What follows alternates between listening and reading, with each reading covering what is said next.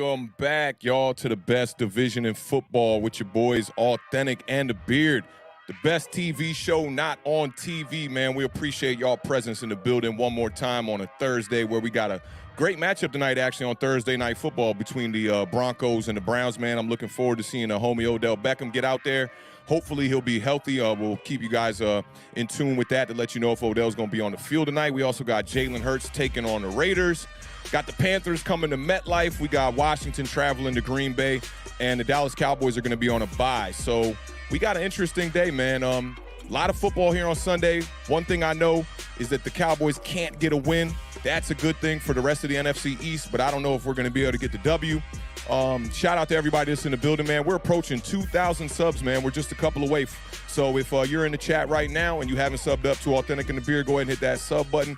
We might be able to hit that 2,000 mark tonight. We'll see. I think we were about like 10 away when I checked before we got on air.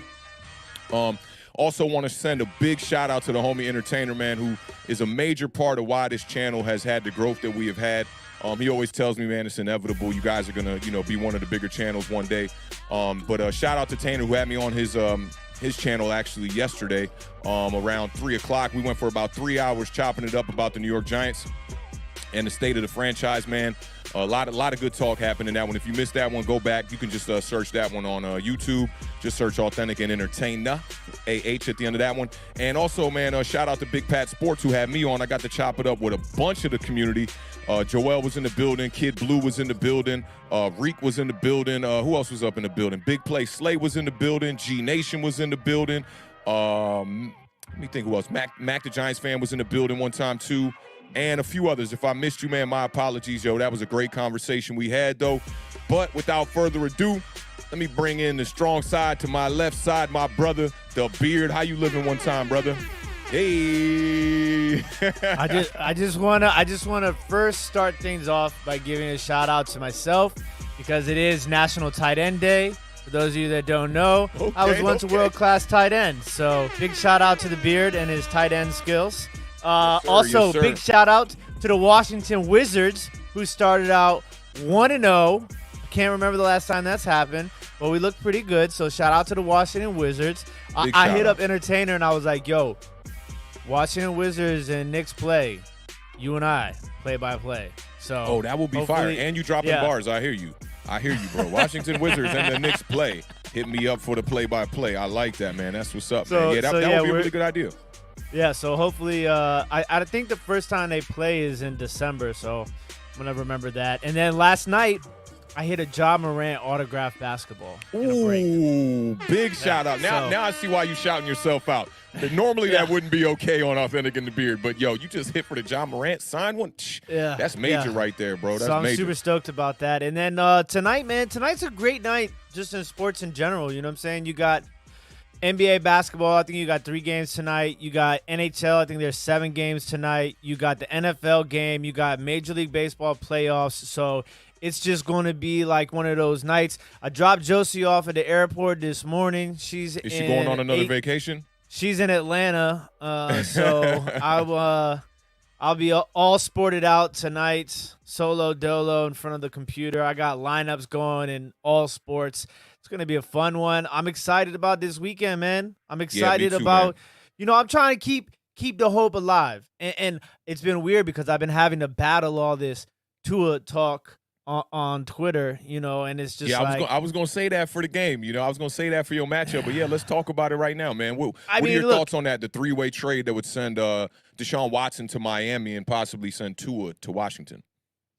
I'm going to keep it real simple, okay? I highly doubt that this trade will happen because I don't see how Houston can move Deshaun Watson right now with all the legal issues that he's going through, okay? And even if he was able to and Washington got to look, at this point in the game, it's like, sometimes you just got to swing for the fences and hope it gets over the warning track. You know what I'm saying? Like, that's just that's all you got to do. And metaphorically speaking, though, you're trying to hit one over the green monster right now. Yeah, pretty much. But look, I'm not. My whole thing is Tua's not on the team right now. The trade deadline is a little bit away.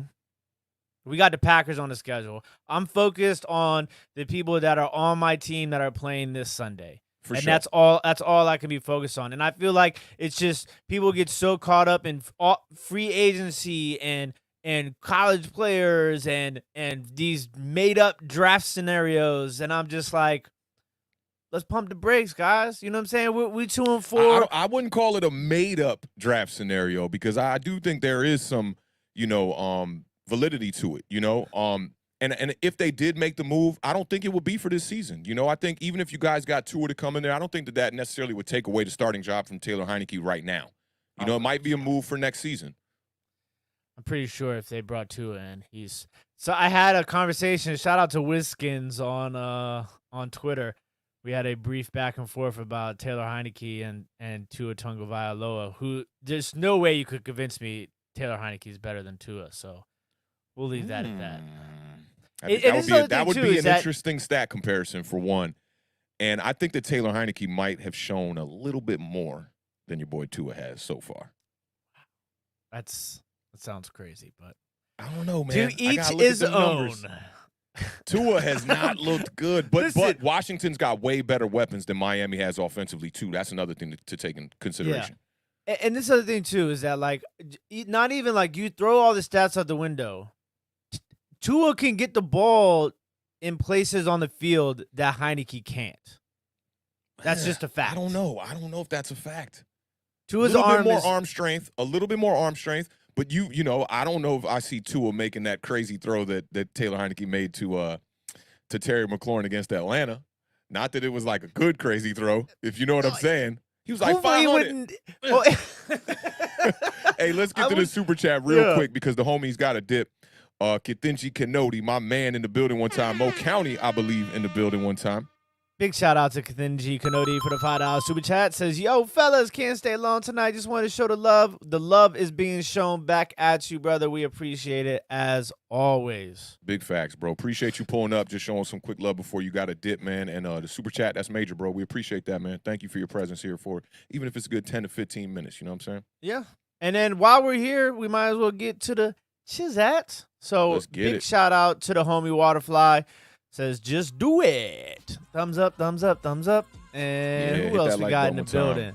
Logix is in the building early. I love it when y'all show up early and y'all have that conversation amongst yourselves in the chat, man. It just goes to remind everybody that what we're building here at Awthentik and The Beard is not about us. It's about you. It's about the community that we're building. So big shout out to everybody that is here, that has been here, that will be here, who might watch this later tonight. Shout out to you because it's all about y'all. Big shout out to Sunday, always holding us down in the chat. We appreciate you, Queen. We appreciate you.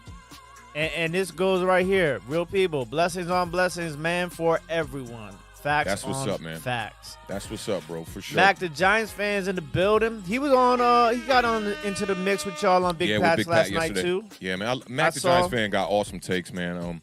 Love chopping it up with him. We got to bring him on the channel sometime soon. And we're actually in the works of bringing on more people on the channel. We're actually trying to build a show that's going to be more dedicated to bringing on more content creators so we can kind of share our platform with people and as well as they can share theirs with ours, man. So shout out to Mac, the Giants fan, one time. You know what it is. Giants Nation in the building. Yeah, we're edging closer to this 7-day-a-week sort of situation here, ladies and gentlemen. Yeah, we getting there. We getting there, man. 4 days already. I'm loving it, man.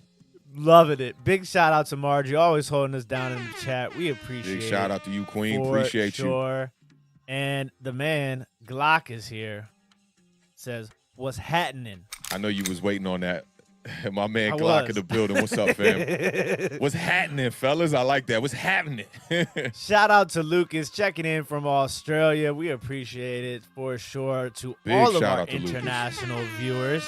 I'm telling you, we got people in Australia, we got people in Italy, we got people in Ireland, we got people in the UK. Yeah. Shout out to everybody across the international waters. Yeah, Simon's in the building. Simon Big shout out to Ash Money in the building. Ash Money in the building. What's up, man? Kyle Keys in the building. You know what's funny about Ash Money, right? Is I call him Ash Money. But the name of the account is Ash Money Records, right? And I've never thought to ask, Ash Money, do you want me to, not call you Ash Money? But I like that. I think it's got a good ring to it. It's like you meet these people on the internet, and it's like, yo, I just stick with the name that I meet them with. And I like that, man. Ash Money Records in the building one time, man. Salute to the homie.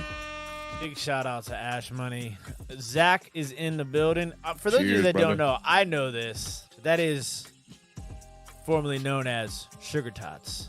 Oh, Zach is formerly known as Sugar Tots. Yes, I should have put that together because Sugar Tots used to always had a cheers and beers emojis popping up too. I should have put that together. Shout out to you, Sugar Tots. Appreciate you in the building one time. Don Vito is in the building. Hey, Don What Vito is back in going the on? building. What's up, fam? Giants Nation. James Root is in the building. This James might be Root. a new subscriber coming up right here. VT Jake. VT Jake in the building. What's up, fam? Better hear a realistic prediction from Awthentik. Nevertheless, excited for these two men to talk football. We gonna appreciate try. it, We gonna VT try. Jake. We gonna try.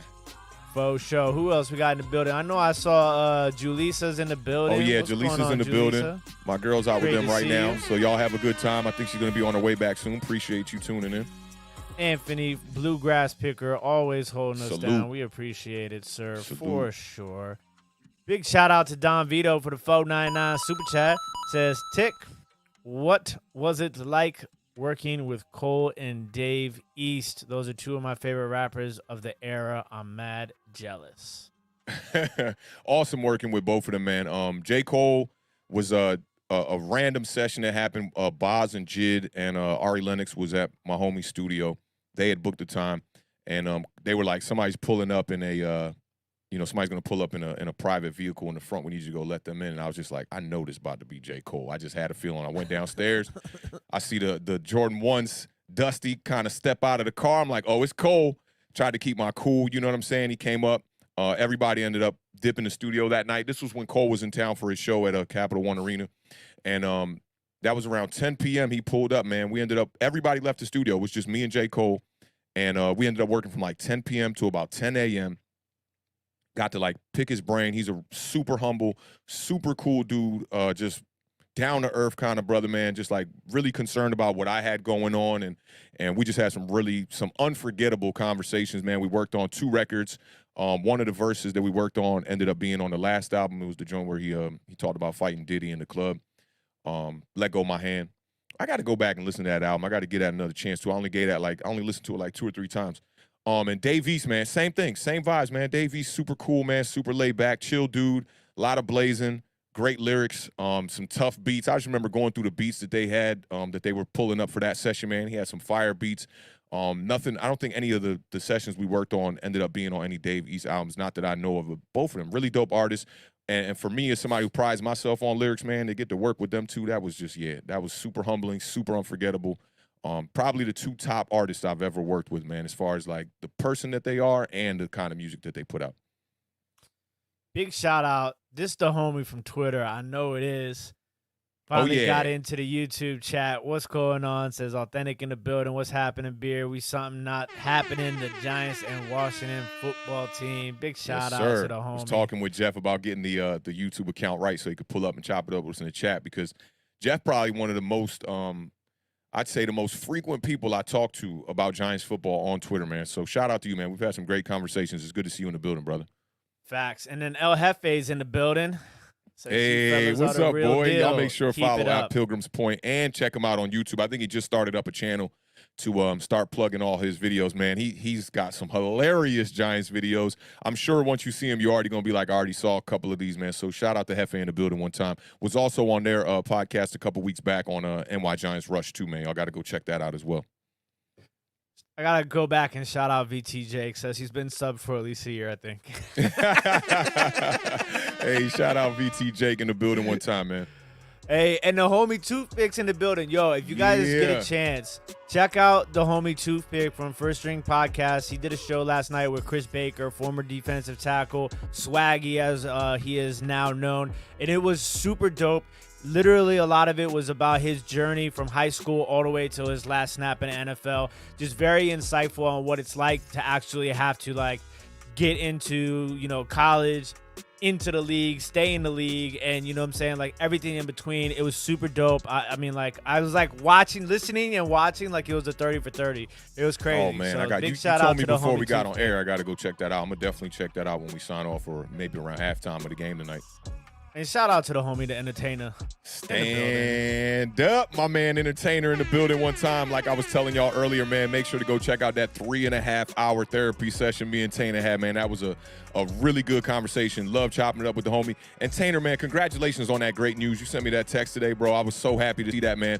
Like, you know, it's funny, man. I always tell my shorty this, right? I'm like, normally, people are not like genuinely just happy for somebody else's good news. You know, like somebody tell you, man, yeah, I got the raise at work. And it's like, yeah, good for you, man. Tainer hit me with some news today, man. I have chills on my arms. I was like, man, that's my man. Head down, grinding. Salute to the homie Tainer, man. I know you got a bunch of big things in the work, man. The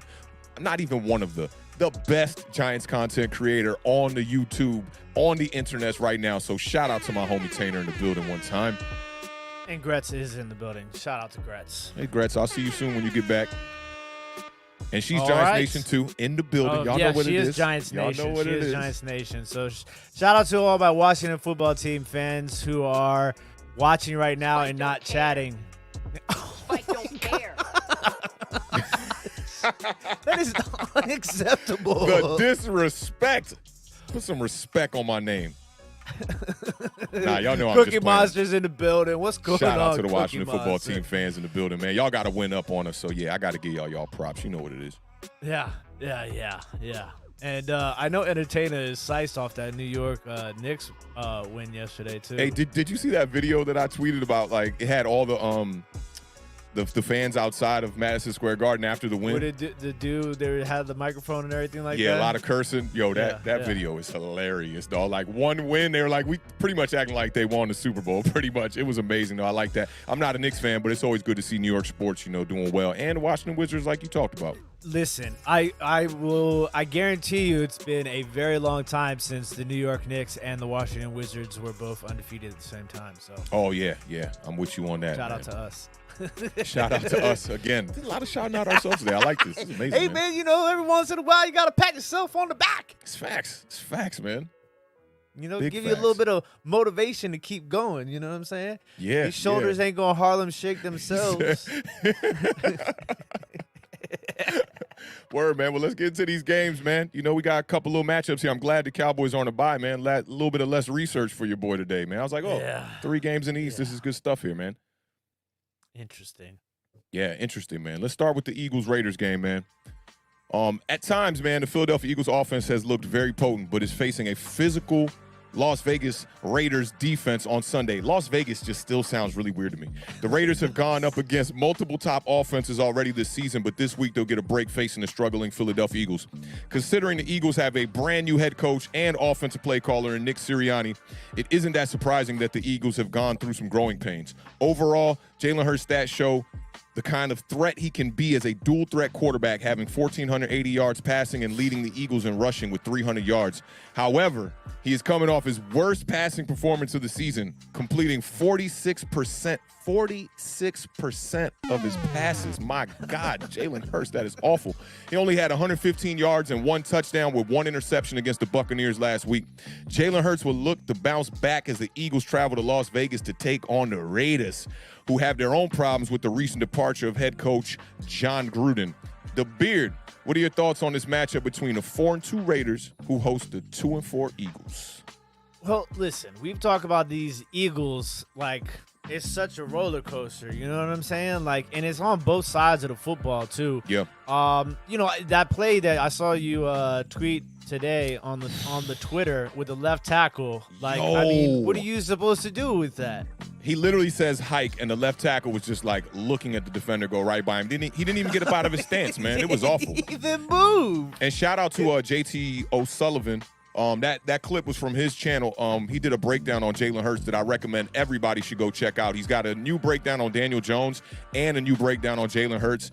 And the title of the Jalen Hurts video is "It Hurts So Bad." I thought that was pretty clever, and I pulled that clip from him breaking down some of those plays. But yeah, that's pitiful. Left tackle can't be doing that. Can't be doing that.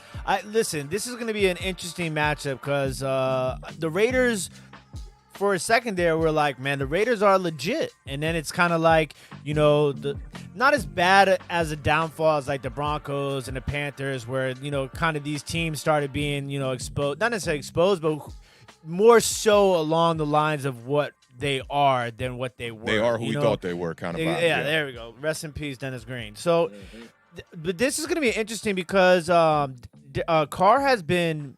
He's been very hot lately, and you know, he's been pretty good throughout most of the season. He's got 4 games of 300-plus yards passing this season so far. Philly is giving up 223.8 yards per game. And one of the big things where Carr is, Henry Ruggs has finally come along. You know, they spent a really high draft pick on him, and I've been high on him. I just kind of was waiting. I think when you're that type of receiver, you really got to have some other components around you, because it's not that you're not a number 1 receiver, but you're not the number 1 receiver in the essence of you can run so many different routes and you can, you know, be. But the way that Hunter Renfrow is playing right now, and, you know, Waller, and then Bryan Edwards has kind of come along a little bit too. There's a lot more components in it. And so down the field is going to be interesting. Philly's actually pretty good at defending the deep ball. I think they're only giving up 6.7 yards per pass attempt this season. So that's kind of an interesting matchup that I'm looking at. And then the run game. Neither one of these teams likes to run the ball. That's what I'm waiting for you to get to, man. The running game. Neither one of these teams likes to run the ball too. for some reason. I just don't understand it. Miles Sanders is the mind-boggling. When I saw this stat, it like I threw know me I got for a this loop. stat right here too. Go ahead. Drop the them nuggets. Let me give him a little sweet and sour sauce. 4.7 yards per carry is what he's averaging. But he's only getting 9.5 carries a game. Yeah, I don't know what's up with Sirianni. He's struggling to get him the ball. Even against the Bucs, he averaged 6.2 yards per carry, but he only had 9 carries. Come on, my running back getting 6+ every carry. We're only giving him the ball 9 times. He's yet to get over 15 carries in any game this season. Like, it just reminds me of Doug Peterson all over again, because they struggled to get Miles Sanders to rock when Doug Peterson was over there too. And the Eagles' offense, because of that, has become super predictable. So it's almost like you're making things, and we talk about this a lot on Awthentik and The Beard. It's like you're making things more difficult than they have to be for your young quarterback. Facts. First year as a starter, you know, he had a couple games last year. He's only in his 10th start now. You know, I like Jalen Hurts, but his coach is doing him a disservice by not running the rock. Big shout out to the homie Cernox Connection with the Nugget Alert. Everybody in the chat, wish the homie Cernox Connection happy birthday. It's my man's birthday today, so big shout out to Cernox. Hey, big shout out to the man Cernox one time. Happy 21st birthday, man. Go get yourself a drink or something today, brother. My man. And I think that's kind of just where everything's going to kind of come down to is if the Eagles defense has to play well against the pass. And just in general, because they're giving up a ton of yards. Philly's giving up 345.3 yards per game. Ooh. And Vegas is averaging 385.2 It's funny, when you said Vegas is average, I thought we was about to be talking about bets or something. I said, yeah, and I think, you know, a big portion of the Eagles trying to stop what the Raiders can do offensively. Javon Hargrave, man, he's been balling out right now. He's got 6 sacks on the season, 9 quarterback hits, 1 forced fumble. And in return, I think that they got to find a way to run the rock. You know, the Eagles as a team, they average 5.2 yards per carry. It's 3rd best in the NFL right now without them giving the ball to Miles Sanders. So I think you just got to find a way. The Raiders are allowing 4.6 yards per carry. That's 25th in the NFL. There's only one team that's allowed more 20-plus yard runs over the Las Vegas Raiders, and only 4 teams have allowed more rushing touchdowns. So if they can't run the ball against the Raiders, it's just going to look super suspect on the head coach. This game is a really hard game to determine who I want to pick. Because you know I'm high on the Raiders. I'm a major Derek Carr fan. That's my guy, you know. Dark horse MVP candidate, as my man The Beard said last season. And I did try to clown you, but, you know, in the offseason, I got my wits right, my mind right. And, you know, Derek Carr has been my homie for the whole 2021 season. You look like you're ready to pick the Raiders with the, you know, the color gear scheme today, right? on. Yeah, I'm matching the little logo and whatnot. It's kind of crazy, man. But you know, Derek Carr did struggle for 2 weeks straight. I think it was not last week, but the 2 weeks previous to that, he did struggle. He didn't have the greatest of games. But I think I got to go with the Raiders tonight, or not tonight, Sunday, in this game, because I just think that they're more well put together, even though they're lacking their coach and they got all that stuff. There's all the off the field issues that are happening there. I can't pick the Eagles in this game, and my pride and my heart needs the Eagles to continue to lose because my Giants are sitting at the bottom of the division, and that can't go on any longer. We got to find a way. Not that I'm necessarily picking the Giants. I don't want to, let the cat out the bag for my pick against the Carolina Panthers on Sunday. But I think I'm going to take the Raiders in this one, man, and I'll give you a score real quick. I'm going to take the Raiders in this one. I'm going to say 26-22. Interesting score, I know. 26-22. Look, if the Eagles can figure out a way to run the ball, and I'm not talking about RPO run the ball because that's what's killing them, like that predictability. You got to get off the RPO. I'm not saying completely. Obviously, you have Jalen Hurts, and it's a weapon to use, but you can't use it on every time. Like run the ball with some other run plays. You might have a chance in this game. Unfortunately, I think Jalen Hurts plays well in this game. I think, it's a competitive game. And obviously Vegas thinks so too, because Vegas is that's just messing me all up. Yeah, Vegas is crazy. favored. Vegas got Vegas spot 3. Yeah, but and because y'all have no team, you're used to calling teams by their city because you're like, Washington's going to. You know what? That was That was a that's low blow. two low blows, and we only 26 minutes Coming in hot. You know what? I got something for you later then. All right. All right. Well, listen, I think this is actually going to be a pretty high-scoring game. I'm going to go with the Raiders by a score of 33. If you don't say 1, now you're going to go to that 3? I started thinking about it. I was like, I don't know, 31. I wanted to say 31. But I'm going to go 33-27. 33-27, and I'm going 26-22. Okay. Yeah, so we both got the Raiders. I don't know what the over-under is in this game, but yeah. 48.5 as 48. of now. So you taking the over. I'm taking the under. Yeah. I like it, man. Let's get to this next one here one time. You see, I'm just trying to fly through these games so I can start talking about my Giants one time. Yeah, I know. I think that's probably the fastest we've ever gotten through the first game. We usually take a lot longer. 27 minutes. Yeah, we're making like record-breaking time right now. Well, that's big shout out to you because you really monitored that one through. Yeah, trying to push through those Eagles games, man. You want to know why I'm starting to do that? I read something the other day that was like, the intro in the first 5 minutes of your YouTube video is the most important, right? And I was like, well, if we're trying to attract Giants fans here and Washington football team fans, we always put the other games first. I was like, I got to get in and out of that game super quick, yo. Just Eagles, yada. I'm telling you, eventually this channel is going to turn into where we're not even covering those teams no more. I can see it coming, bro. I swear to God. We'll give them the rest of the NFC East one of our 7-day slots. Facts, right? Facts. Dedicate a day to them Eagles, man. And shout out to Big Play Slay, who was chopping it up with us on Big Pat's channel. He was saying it too, man. He was just like, the RPO is just ridiculous. The amount of RPO that the Eagles are running right now is just so predictable. So I'm glad you hit that on the head. Eagles fans kind of know their team a little bit better than we know them, and it's good to see you doing your research, man. Because me, I'm just like, let's get past that game, bro. All right, let's talk about these Washington nameless football teamers one time. I'm sorry. We need like a little ticker at the bottom. I was just going to say that. Get the graphic department on the phone. I'm taking some notes and send some emails out when we get off air.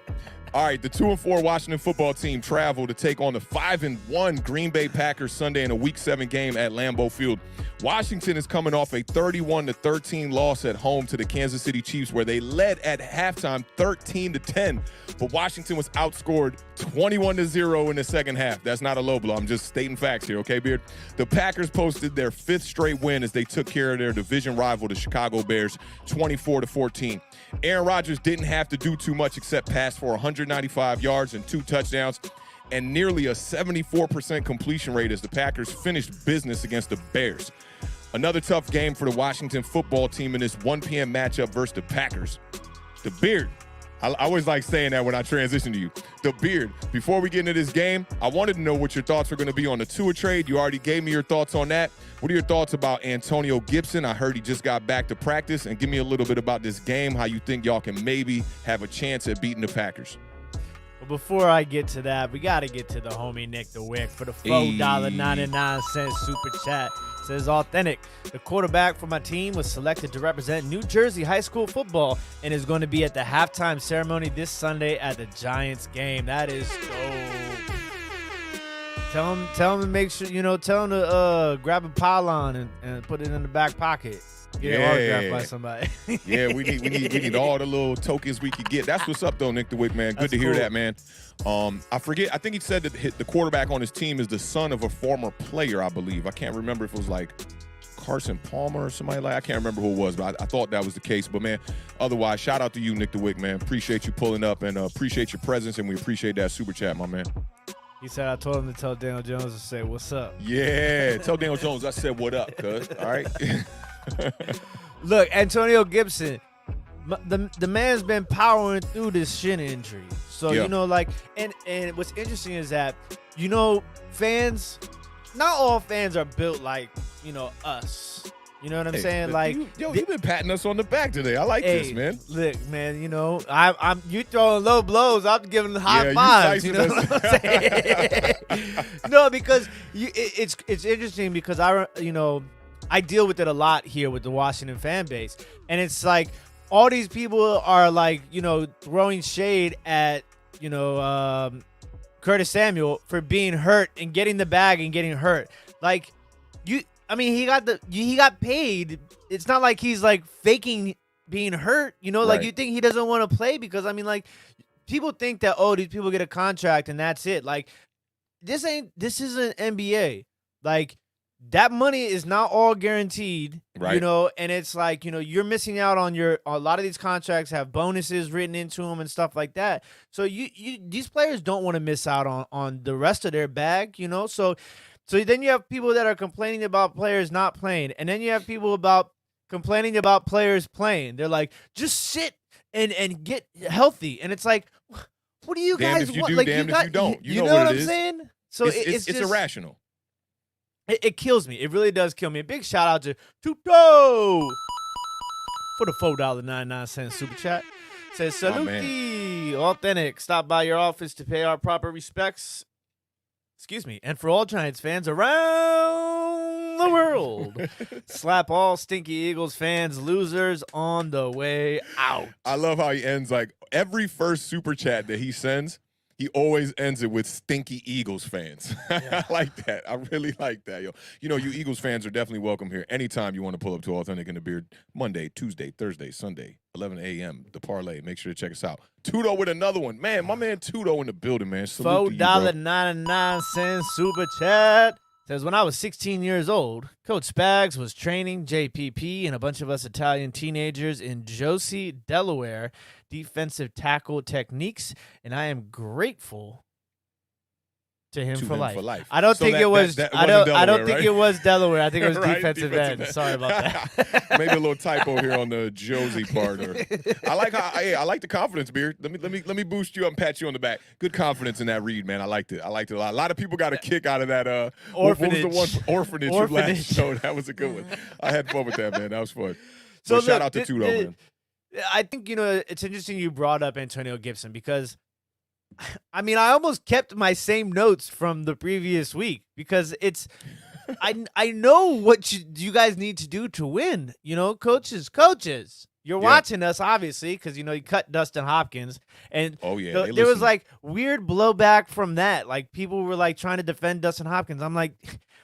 And then they're like, oh, well, he's being made the scapegoat and this and that. And I'm like, he's not being made the scapegoat. He missed that 42-yard field goal. And we talked about how, obviously the play before that, the third down play was absolutely a horrendous play call. The bubble screen that lost 4 yards. But then he missed that kick, and then that was it. Everything else was downhill from that point. And, he had missed extra points, too, against the Falcons. He missed the game winner against the Giants if you guys wouldn't have jumped off sides. That was the straw that broke the camel's back, okay? Yeah.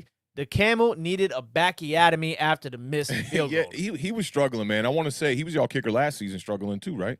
Yeah, he was struggling. There's been a few times over the course of the years. So the thing is, though, I would have liked to have seen a more thorough backup plan for the kicker once you got rid of him. Yeah, did y'all promote a practice squad kicker?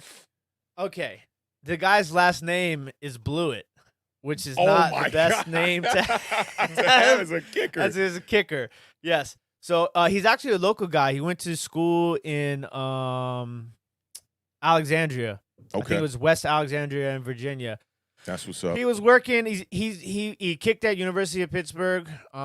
He has been in the league, but has never kicked a kick in the NFL before. In the First last time for everything. In the last 4 or 5 years. So he was working at UPS before we brought him in. Like literally, or literally wow. working at UPS. Yeah. Hey, I heard UPS has great benefits. Logistics, man. It's all about the logistics. It is, man. Hey, I see a couple of new Giants fans in the building one time. Let me shout out the homie Lax044, and I see my man Jameson in the building one time. What's good with y'all, fellas? Giants Nation is in the building. Appreciate you guys stopping. And so, just to kind of bring everything back full circle, yes, these are the things we need to do. We need to run the rock.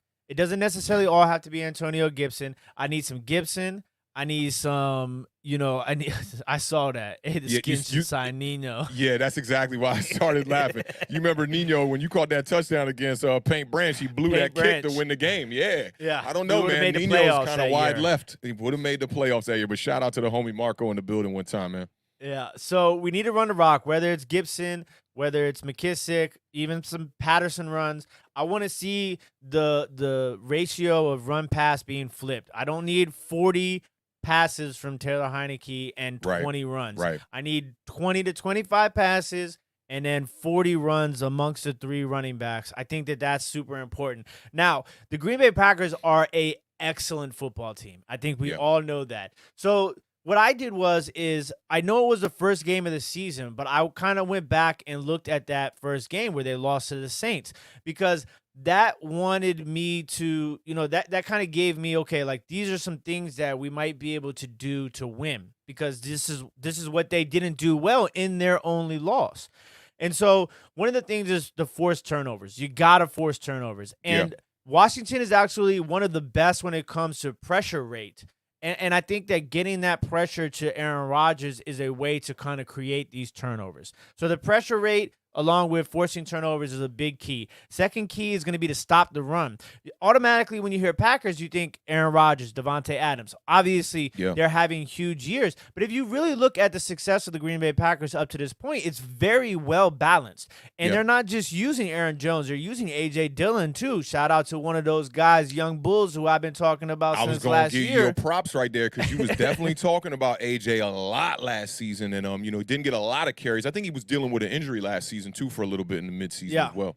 So stopping the run is very important, because, in the loss to the Saints, the forcing turnovers, Green Bay had 3 turnovers in that loss. Stopping the run, Green Bay only ran for 43 yards in that loss to the Saints. And the third one is going to be, back to what I was just talking about, is running the rock.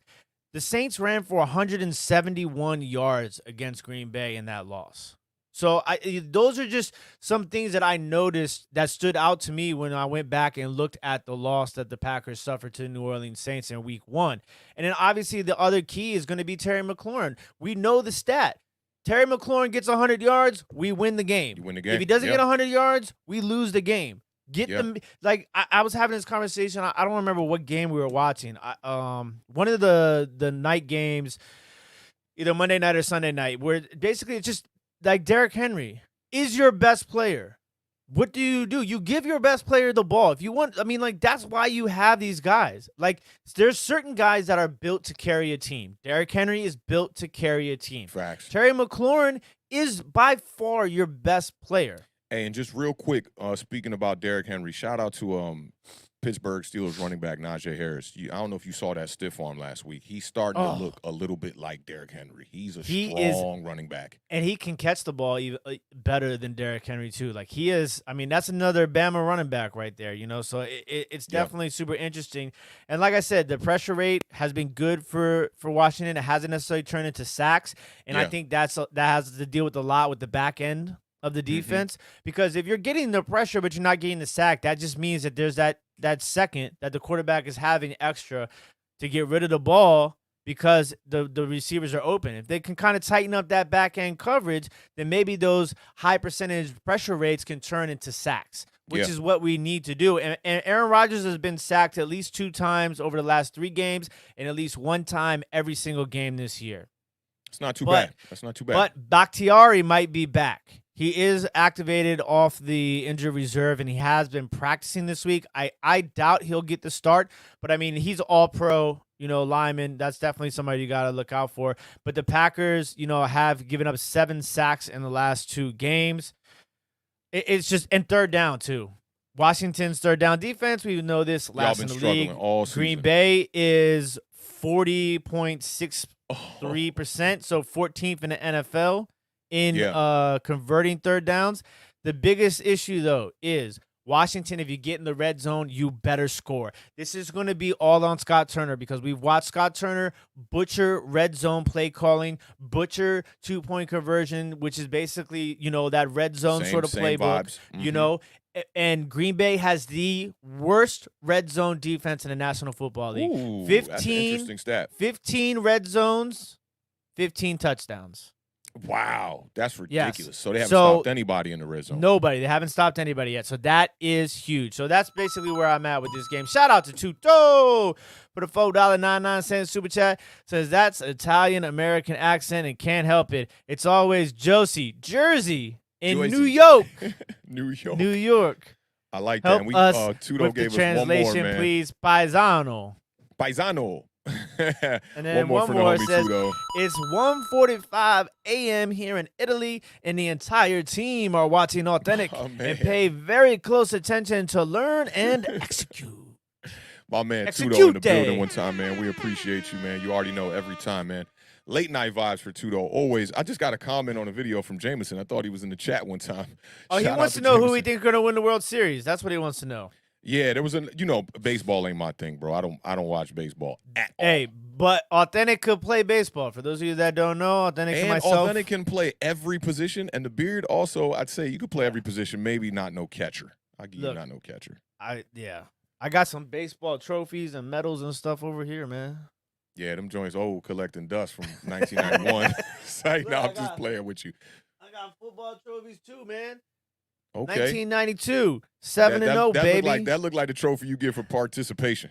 That's just because it's Wheaton, like we don't get those Texas and California trophies. But this is 7-0, 1992, Wheaton Wolverines, the budget baby. Was not cracking with Wheaton with that one. But on the game, man, for me, as far as like on paper, this matchup is not as bad as it might appear. You think Green Bay Packers, you think Washington football team with a struggling defense right now, that, Washington could probably get blown out in this game. But I talked about this a couple episodes ago, man, with the Packers. They haven't been putting up as many points as, they should be putting up. And maybe that's because they don't have a bona fide number 2 wide receiver. I told them go out there, maybe you need to trade for a guy like Odell Beckham Jr. But check this out, man. Points per game, Washington 22.7, Green Bay 24. So not a big difference there. You look at total yards per game, Washington 340. The Green Bay Packers 360. Not a big difference there. Passing yards, you're looking at 233 for Washington. And my eyes are going bad here. You're looking at 250 for the Green Bay Packers. Yards rushing, they're both right around 110 per game. But the yards allowed, I think, that's the biggest difference right now is the Washington football team's pass defense is giving up 317 yards per game, whereas Green Bay is only allowing 223. So I think that right there might yield some really bad results for you guys because we know Aaron Rodgers can sling that rock. He's going to be throwing the ball all night. Rushing yards, y'all are right, pretty much equivalent there in 113 yards per game. It's going to be tough for y'all secondary. I think that the biggest problem right now with y'all defense, granted the front four is not getting the pressure that we've come to expect from the Washington football team dating back to last season, but I think the biggest problem with y'all is going to be on the back end with your boy Landon Collins. What's my man's name? Kendall Fuller, who I was, looking at some of the missed tackling. Is officially playing linebacker now. Officially. He is not. I mean, when we talked about it last week about how he's taking a lot of snaps in that linebacker position. Yeah, money backer vibe. But yeah, so that's interesting because when I saw your tweet about Joe Judge, like the fish head comment, Oh yeah, and so I kind of, turn that into. What does Joe Judge be talking? He's talking about the submarine, the fish. Okay, go ahead. He's not good. He's not as good with the analogies and the beardisms like the beard is. Right, right. If you need me to do some writing for you, Judge, just let me know. I got you, bro. But anyways, I saw that and it's like, okay, the New York Giants head coach and the Washington football team head coach are finally realizing, after 6 weeks into the season, that what they're doing, what they've been doing, is not working, okay? Right. And that they need to make changes. So apparently Ron Rivera sat down there in Landon Collins and was like, look, you're a downhill guy, man. You're going to be in the box, and I mean, that's just what it's going to be, basically, is what he said. And he came – it was in the press conference, but it wasn't in the part that got released on video and audio, but it did happen in the press conference. And then they asked Landon Collins about it today, and he was basically like, no, I don't want to play linebacker. I don't like getting hit. I don't like getting hit by those. I mean, he did it in a like a lighthearted manner. Yeah. But basically, it was sane. Low key, if you ask me. Like, I don't want to be playing no linebacker, right? Because he don't want to be hitting with the big boys. He don't want to be taking those big boys off of him and this and that. So, but look, they're gonna find a way to utilize him, because you can't just cut him. I mean, I seen people on the internet talking about just cut him. Like, listen, this is a y'all business, paid him good man. money too. Y'all paid him good money. Because if you cut him, that's a huge cap hit. And big now, shout out to real the quick. homie Okay, Jeff go ahead and get that. Yeah. For the $2 super chat, says, you guys want to play wide receiver this Sunday for the Giants?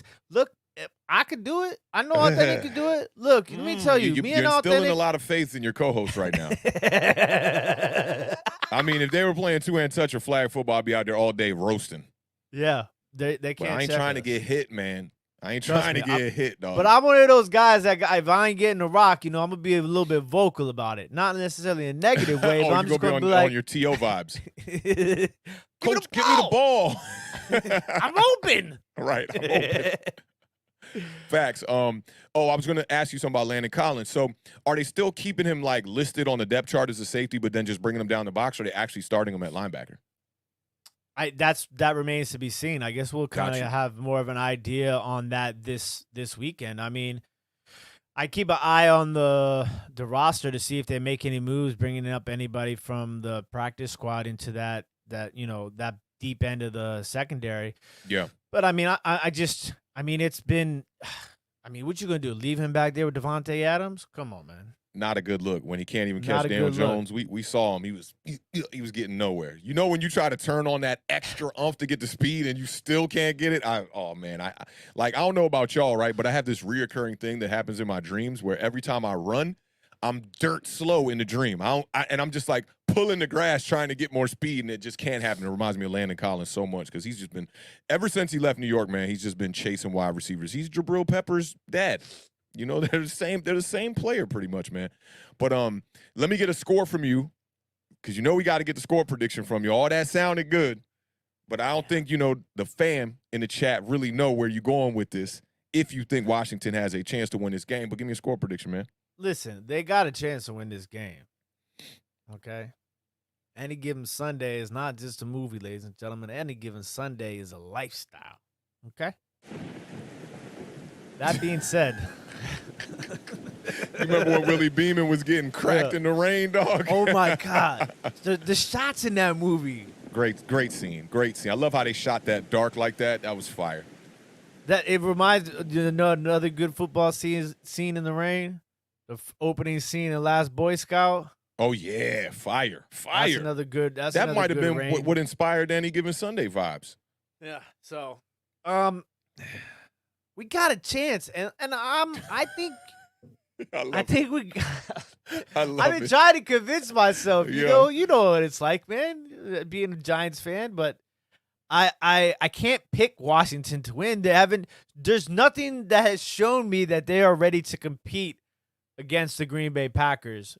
But, there comes a point in every, season when one man looks another man in the face and he asks him, how bad do you want it? Okay. That might happen this Sunday, but that remains to be seen. All of that being said, I think the Green Bay Packers are going to win this game by a final score of 31. 27. I'm going to go 27. 27 to 17. 27-17. Okay. Yeah, I like that score actually, man. I'm gonna go right there with you. Sticking to that score, 27-17 Packers. I think they compete. I think that the Washington football team will compete for about 2 to 3 quarters. It'll look a lot like that Chiefs game looked last week. And then the Packers will kind of tail away at the end of that game, probably in the fourth quarter. So, yeah, I'm going to stick with your score there, man. 27-17. I like that. And got to give a big shout-out to the homie Tuto. Tuto in the building one time. For $4.99 Super Chat says, Fat Gettys had 4 years and hundreds of millions to spend to rebuild the New York Giants with significant improvements. No matter excuses or second chances, and his time's up. Forget about it. Forget about it. Facts, yo. Shout out to homie Tudo, man. We appreciate you, man, being here. Late night vibes in Italy right now, man. We definitely appreciate you pulling up, man, chopping it up with your boys. I picked us to lose against the Kansas City Chiefs last week, but I kind of did a little flip-flop and socks action on the parlay.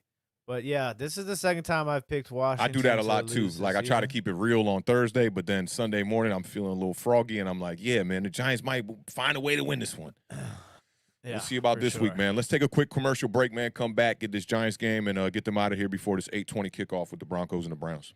Yes, sir. Your wide receiver on IR? Aw, shucks. Your running back keep fumbling every week? Man, damn it all. Well, come chop it up with your boys. We are waiver wire tight. Awthentik and The Beard. Every Sunday morning, streaming live at 11 a.m.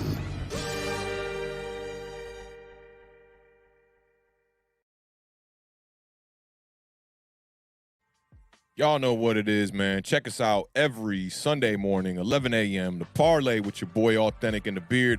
Going to be talking fantasy football, betting, odds, over, unders, if we going to get there, if we not going to get there, those kind of things. You know what I'm saying? Who you should put in your lineup. Speaking of fantasy, man, I literally just put together one of the worst fantasy lineups I have ever put together in my entire life.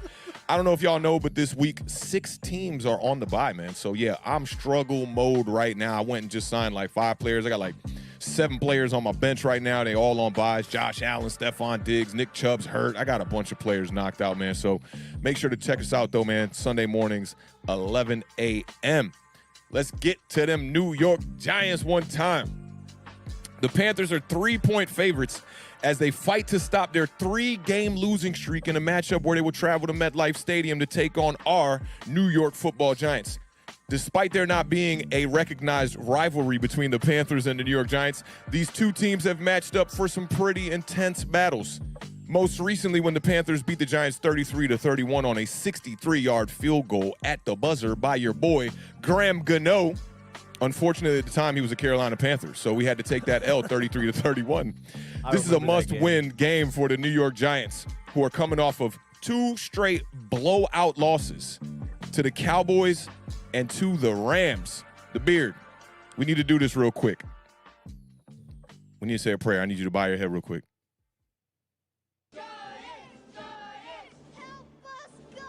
Because only God going to be able to help us in this game. I swear to life. I swear to life, man. So I think that with this game, we got a lot of players out. Y'all know the injuries is looking crazy for the New York Giants.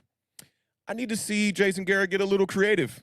Maybe a little annexation of Puerto Rico. Maybe something like that. The Panthers right now are 0-2 against the NFC East, man. They took losses to the Eagles. Remember, the Eagles came back, late game vibes against them. Fluke victory. I don't even know how the Eagles got a better record than my New York Giants right now. And the Cowboys took care of the Panthers when we all thought that the Panthers were the real deal. Let's get this one from Tudo real quick. Is that another one from Tudo? Shout out to Tuto for the $4.99 Super Chat says, once the Eagles fans find out we're Italian Giants fans from Sicily at the link, They all run away faster than the Olympics track and field gold medalists. I kind of think I sounded Jamaican a little bit there. A little not bit, man. Italian. It almost sounds like you're about to be like, jump on up. It's bobsled time. I swear to you, bro.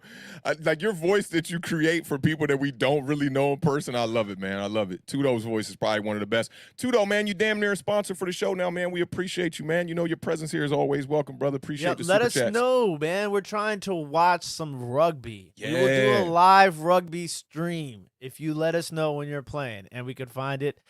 Because, you know, I got Awthentik. I mean, and our graphics department, the way that our team is set up, you know, shout out to the new editor. I saw that shout out you gave him. Oh, man, our new Twitter. editor is something fantastic, man. I didn't even know he was capable of pulling things like that off, man. High quality, Thank you, sir. high definition, man. It was amazing to see that, man. We are a business that only has 2 employees, you know. And maybe 3. Shout out to NTW. You know, he's working out there. He's a beat writer for Awthentik and The Beard right now one time.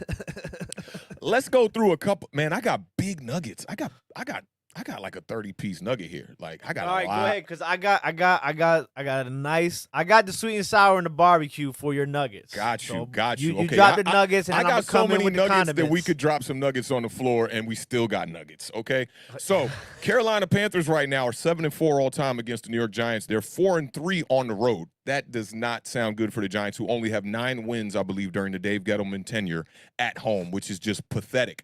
We got cornerback James Bradbury, who used to play for Carolina. We got kicker Graham Gano. We talked about that, just beating us with game-winning field goals. He was there from 2012 to 2019. General manager Dave Gettleman was with Carolina from 2013 to 2017, 2015 team where they went 14 straight wins, 15-1. Cam Newton was on that. And head coach Matt Rule was an assistant coach with the New York Giants in 2012. So we got a lot of things here, a lot of moving parts, as they like to say, from the New York Giants to the Carolina Panthers. Let's go over a couple of these nuggets, man. The Panthers have been outscored 48-14 in the third quarter. Now, you know we like to talk about the New York Giants closing out that right before you go to the half. We talk about closing out the fourth quarter, but more importantly, they got to come out of the half and be able to stop teams from putting up these 8-minute drives like the Denver Broncos did against us. So I really like that stat going into this game, being that the Panthers were outscored 48-14. The Carolina Panthers defense had 14 sacks in the first 3 games. It's only had 2 in their past 3 games. So I think that's another thing. Maybe Daniel Jones with this beat-up offensive line can probably find a way to get a little bit more time. And we know if the Giants are going to have any chance in this game, Daniel Jones is going to have time, because last week, man, that was pitiful. That was pathetic. That was a JV offensive line, probably the worst offensive line I've seen in New York Giants history, or at least my history of watching the games. Now, let's go over a couple of rankings right now. The Panthers offense, they're coming in right now overall ranked 18th. Rushing the ball, they're ranked 17th. Their pass is ranked 15th. Scoring, they're ranked 16th. The Giants offense is ranked 16th. Surprising. That is very surprising to me that the New York Giants offense is ranked 16th. I think a lot of that has to do with Daniel Jones' performance in the first 4 weeks of the season. We know he had a 90 passer rating in all of those games or above. The Giants rushing the ball were 25th in the league. Passing, we're 10th in the league. I'm like, yeah, New York Giants looking like we should be all right one time. Scoring, we're 27th. Pretty terrible. The Giants, we know about the red zone woes. We've been struggling mightily in the red zone. The Giants just cannot score. So it seems like the better plan here is to score when you're outside of the red zone.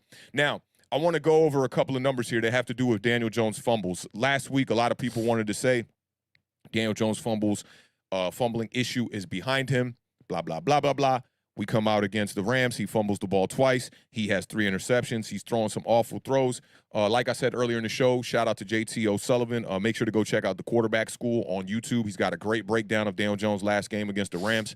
A lot of it wasn't on Daniel Jones. You know, some of it was, but a lot of it was on that offensive line. Daniel Jones having no time to really look down the field. A lot of times when he was taking sacks, people were open down the field. Can't forget about the interception he threw where Sterling Shepard completely just fell down on the post route. But I wanted to compare. I saw this statistic going around today on Twitter, and it was a comparison of the first 32 starts of Daniel Jones versus the first 32 starts from Eli Manning. And I thought this was a very interesting one. So Daniel Jones in his first 32 starts, as far as yards go, he had 7,494 yards. He's got 903 rushing yards. So he's out yardaged Eli Manning. Eli Manning had 6,711 yards. And, Eli was out there doing his thing with the running game, too. He had 117 rushing yards in his first 32 games out there doing his thing. 5 touchdowns for Daniel Jones rushing. A total of 39 touchdowns, though, as far as through the air. Eli Manning had more touchdowns, though. 45 touchdowns to top Daniel Jones' 39 touchdowns. Eli had 37 interceptions. That's a whole lot of interceptions. In 32 games, he had 37 interceptions. That's 1 and some change. Daniel Jones had 26 interceptions, but the fumble difference is ridiculous. It's crazy. Daniel Jones has had 35 fumbles in 32 starts. Bro, you're fumbling the ball once a game. That is ridiculous. 19 of them were lost for Daniel Jones. And he also has a winning loss record of 9-23. Eli Manning was 18-14 at this point in his career after 32 games. So we're starting to see the differences here between Eli Manning and Daniel Jones. The turnovers is a real big thing. And, I think the fans are willing to live with the interceptions, because if you're throwing the ball down the field and you get an interception, we're all good with it, as long as we're not talking those pick six type interceptions and stuff like that. But this was another thing that I kind of added to that statistic, or those statistics.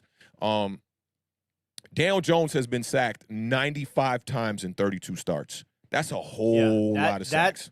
I think that was the one that stood out to me the most, in the comparisons. I mean, obviously the fumble one did too, but I think, to be honest with you, those two numbers really go hand in hand. They do, like and that's what I wanted to get to, because I was chopping it up with the homie at Wild and Plug on Twitter, right?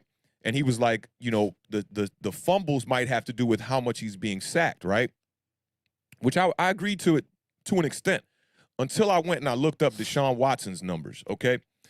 I like to bring up Deshaun Watson being sacked a lot in Houston. I bring this one up a lot. And I always bring up Randall Cunningham, because I'm telling you, I thought I was looking at an error on NFL.com when I looked up Randall Cunningham had been sacked 70-plus times in one season. Twice it happened to him. Deshaun Watson has been sacked 50 times. In 2 seasons, he got sacked 50 times, over 50, okay? So in his career, Deshaun Watson has been sacked 174 times.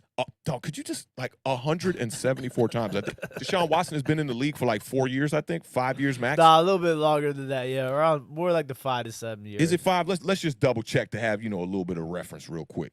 While you do that, I'm going to bring up this super chat from Tuto for the $4.99 super chat. Says, our entire team would love to cover all the expenses to bring Awthentik to our team as an outside independent strategic advisor. Man, I might fail miserably doing that. Y'all put me on the spot, man. I'm just a fan too, though. You know what I'm saying? But I appreciate the love, big bro. I definitely appreciate that. And if y'all got the budget, I might be able to make something work for you too, though. You already know what it is, man. We appreciate you, brother. Appreciate the super chat one time. So Deshaun Watson has only played 4 seasons. This was going to be his 5th season, but, he's sitting out, obviously, with all the legal troubles here. So he's been sacked 174 times in 4 seasons, but he's only lost 14 fumbles. So that, to me, that says 2 things. He's a mobile quarterback, so he's probably trying to extend plays a little bit more than Daniel Jones is. Y'all know I'm not on the whole Daniel Jones is a mobile quarterback train. We need to just take the RPO and kind of just kind of pull that out. Entertainer Talking Sports says the DJ and Eli stats are incredibly misleading based on era. In 2005, the league-leading offense averaged 28 points per game. This year, 8 teams are ahead of that pace. Can't compare eras.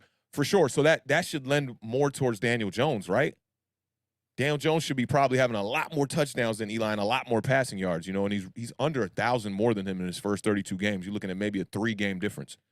But yeah. I mean, I think that also one of the big things that you have to consider too is, and that's why, I don't know, I've been getting trying to dig into stats, and when I saw that, I almost retweeted, and then I was just like, I mean, what, I don't know exactly what I'm taking in from the comparison of the two, because like Entertainer says, not even just the scoring offense in the eras, but the teams, right? I mean, you're talking about 2 completely different teams defensively, running backs, wide receivers and things like that. It's just, but still, I think at the end of the day, different teams, different defense, all that. When you compare the best quarterbacks of all time, people have been hanging their hat on Eli Manning being the 7th most passing yards in the NFL history.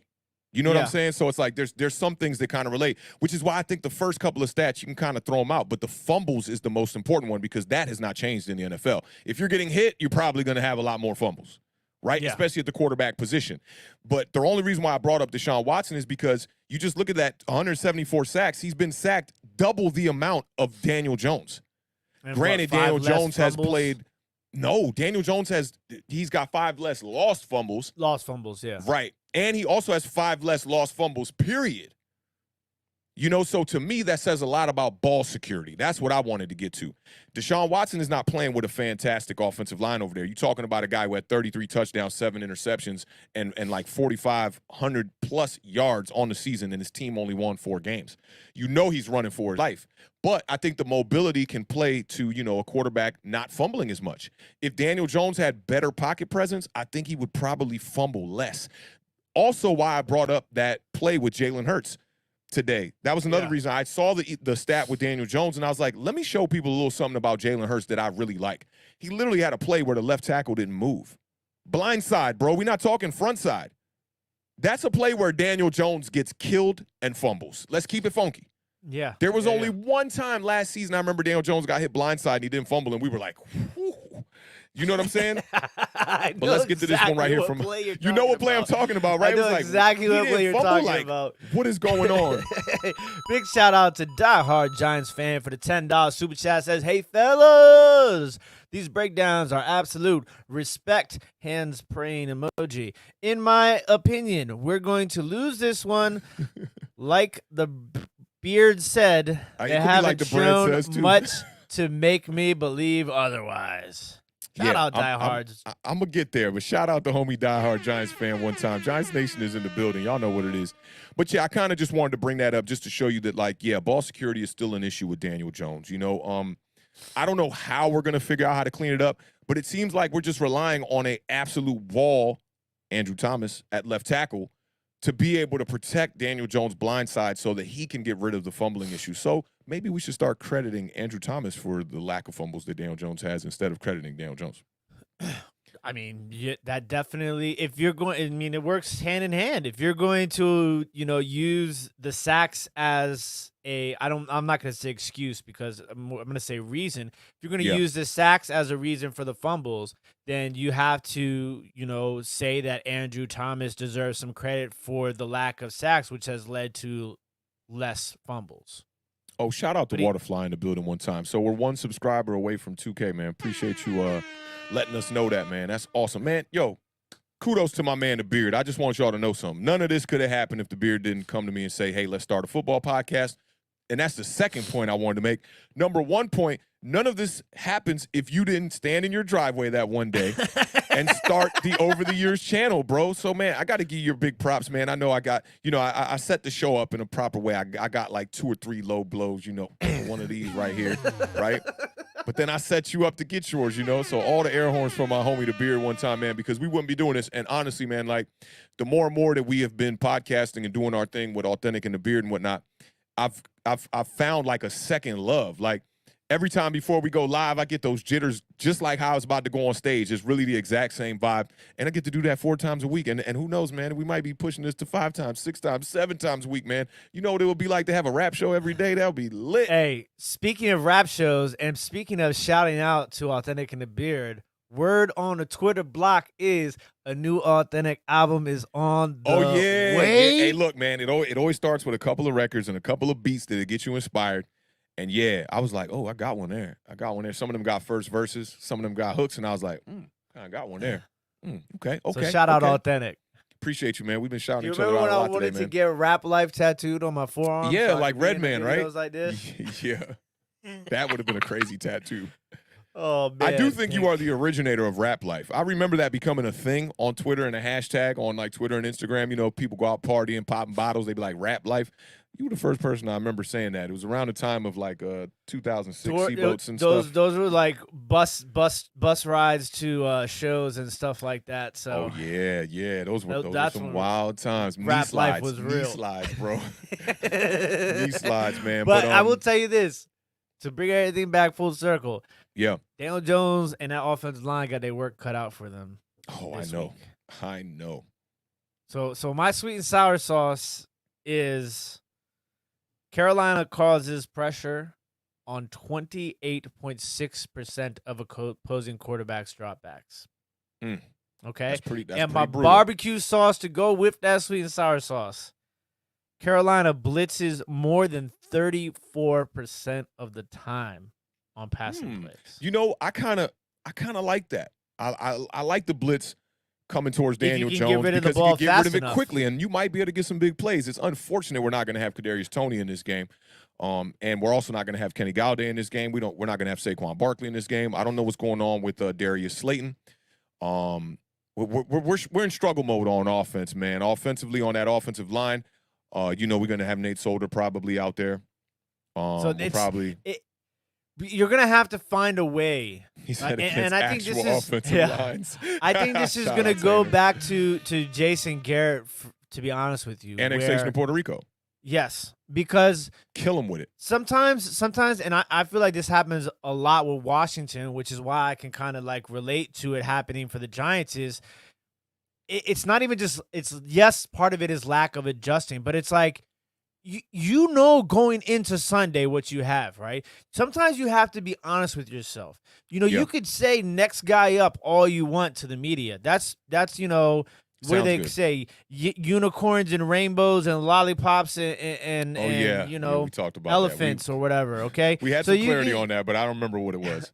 You can say all of that to the media, but in your mind, the guy who's the next man up is the next man up for a reason, okay? So you have to know going into the game, as much as you focus on your opponent's weakness, it's just as important, if not more important, to focus on your own weaknesses and be able to adapt and game plan based upon your own weaknesses. So you know Daniel Jones is going to be under pressure, okay? You know that they're coming for him, and you know that your offensive line is beat up.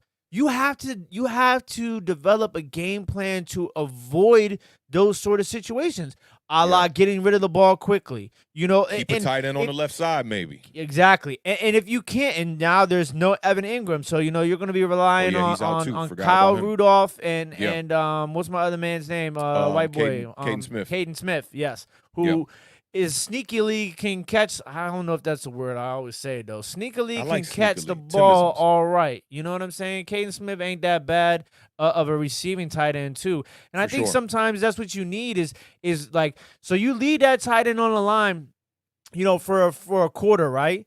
And then that next quarter, you do a little chip shave, and then you know. The tight end goes out, and then you're opening up that pass play because he's been blocking. They're not expecting him to, and then bam, you let him chip and shave out, and then, you know, dump it off to them. So it's just in the run game. You know you can't run the ball, but you got to find a way to run the ball. You have to find a way to run the ball. They should have addressed it, man, and I hope we see maybe a little bit more Gary Brightwell in this game, man, because Booker's just not cutting it. They got to find a way to run the ball. Under 3 yards a carry or something like that? Yeah, he was entering last week, he was at 2.6 yards per carry. So you got to figure something out like that. You got to – they said, when is Awthentik coming off the practice squad? Z or slot?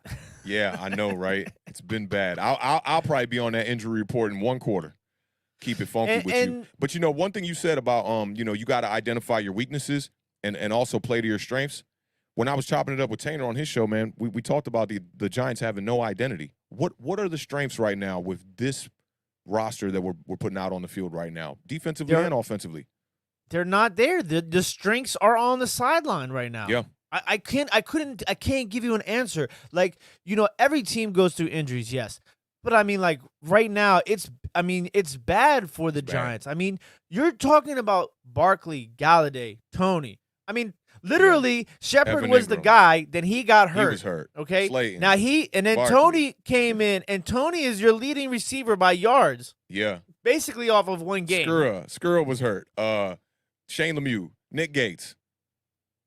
Dog, like, who hasn't got – Will Hernandez hasn't got hurt. Nate Solder got hurt his finger last game.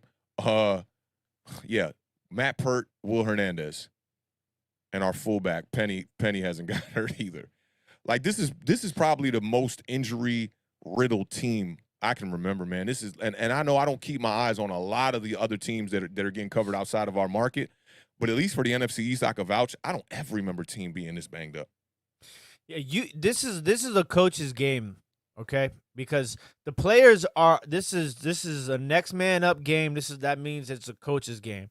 This is all going to come down to the coaches. What are the coaches going to be able to do, with this lineup that they have been forced to play because of injuries? Probably that's nothing, bro. Yeah, Probably that's what's going to be important.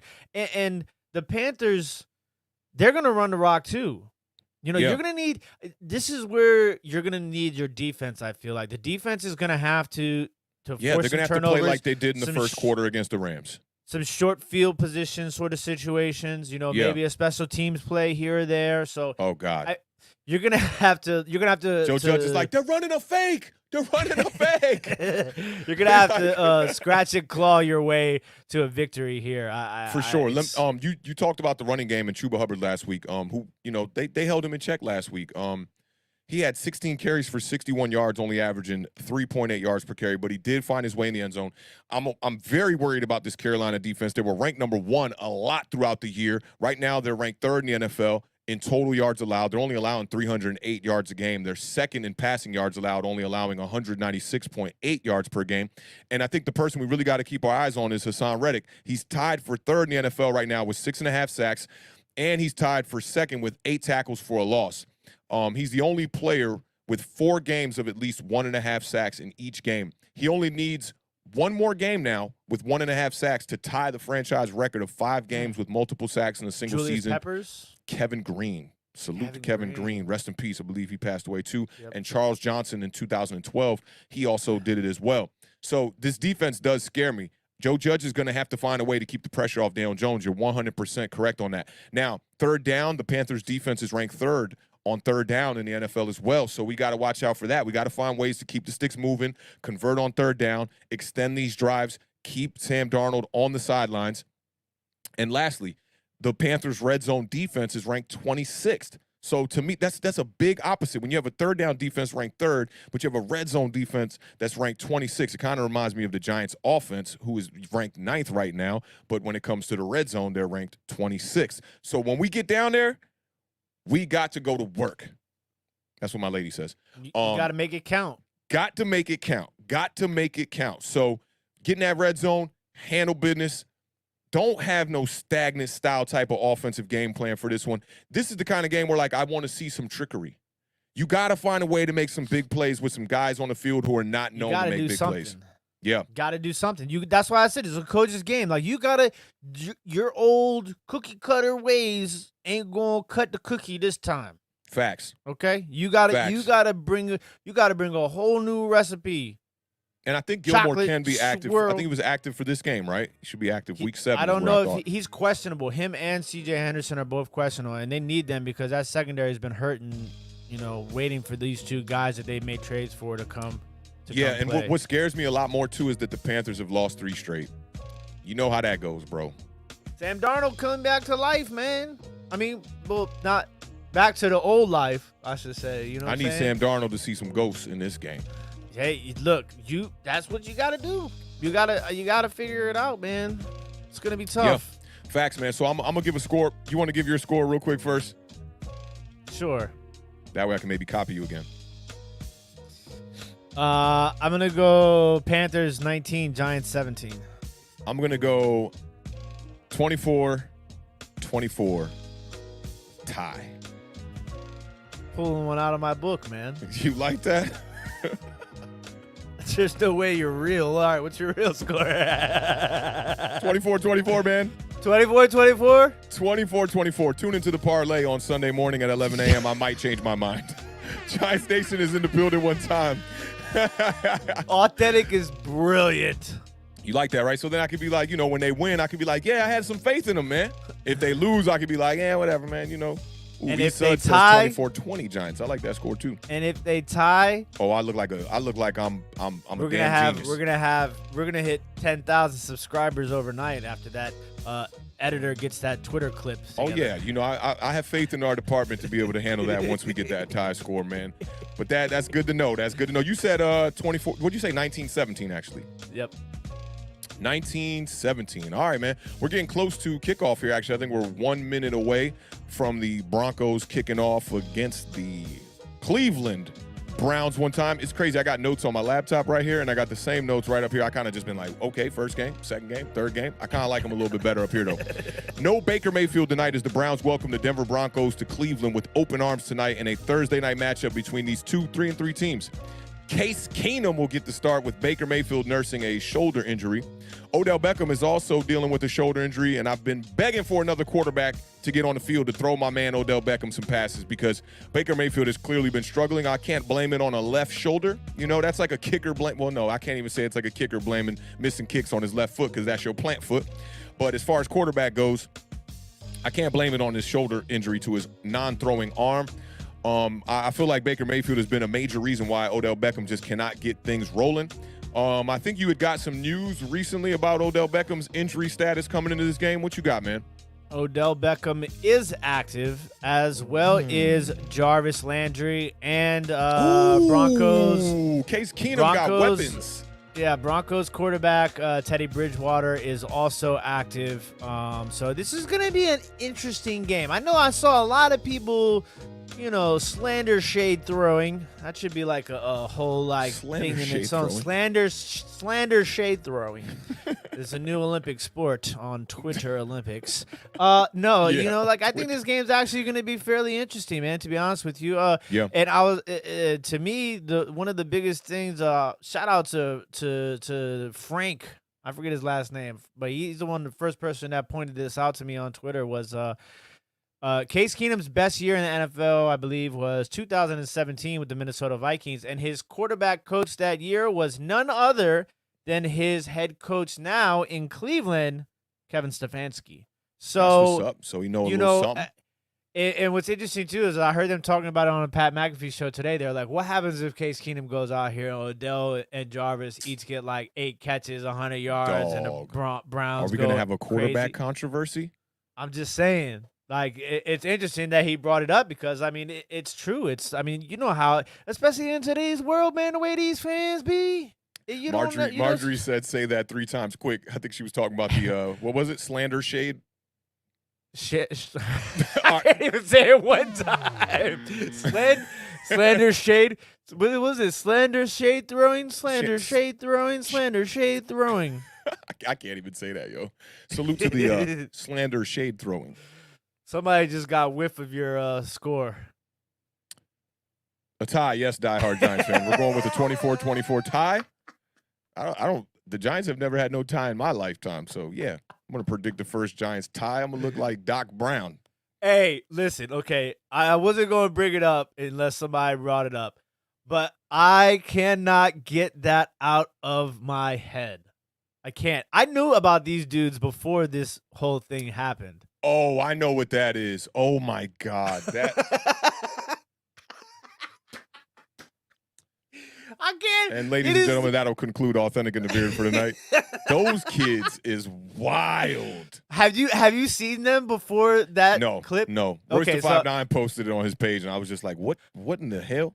So that's the first thing that came to my mind. So I have been down some deep dark holes on on YouTube. And these guys had came up before a couple times, and I was just like, what?